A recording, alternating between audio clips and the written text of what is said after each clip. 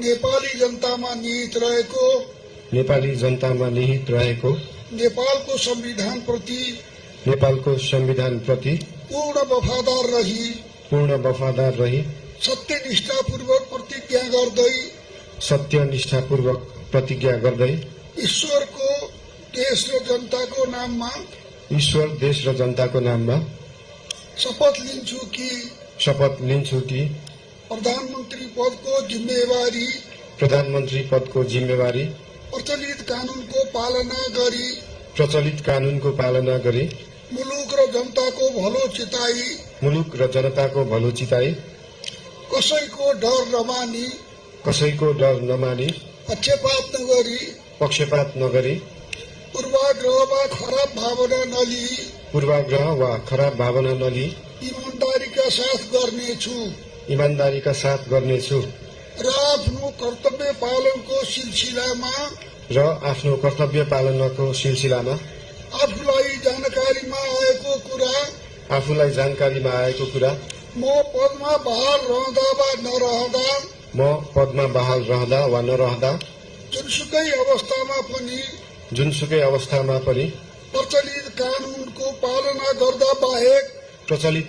पालना गर्दा बाहेक अरू अवस्थामा कुनै किसिमबाट पनि प्रकट वा संकेत गर्ने छैन। धन्यवाद। यसपछि नवनियुक्त सम्माननीय प्रधानमन्त्रीज्यूलाई आफ्नो आसनमा रही शपथ पत्रमा हस्ताक्षर गरिदिनु हुन अनुरोध गर्दछु।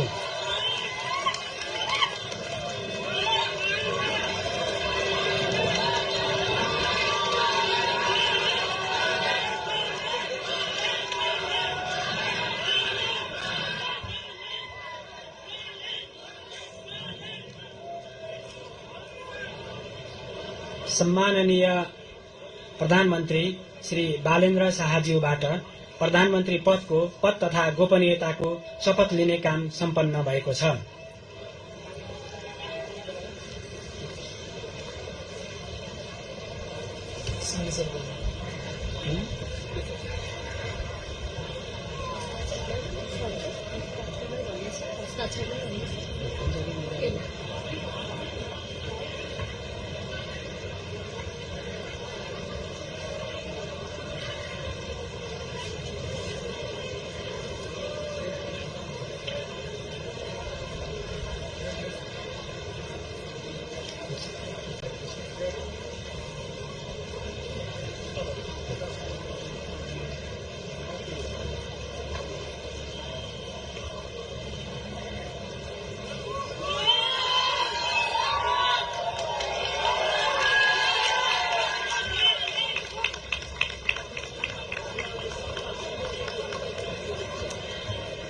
नवनियुक्त सम्माननीय प्रधानमन्त्रीज्यूलाई राष्ट्रपतिको कार्यालयको तर्फबाट हार्दिक बधाई तथा शुभकामना व्यक्त गर्दछौं। अब म नवनियुक्त सम्माननीय प्रधानमन्त्रीज्यूलाई सम्माननीय ज्यूहरू समक्ष बधाई तथा शुभकामना ग्रहण गर्नका लागि हार्दिक अनुरोध गर्दछु।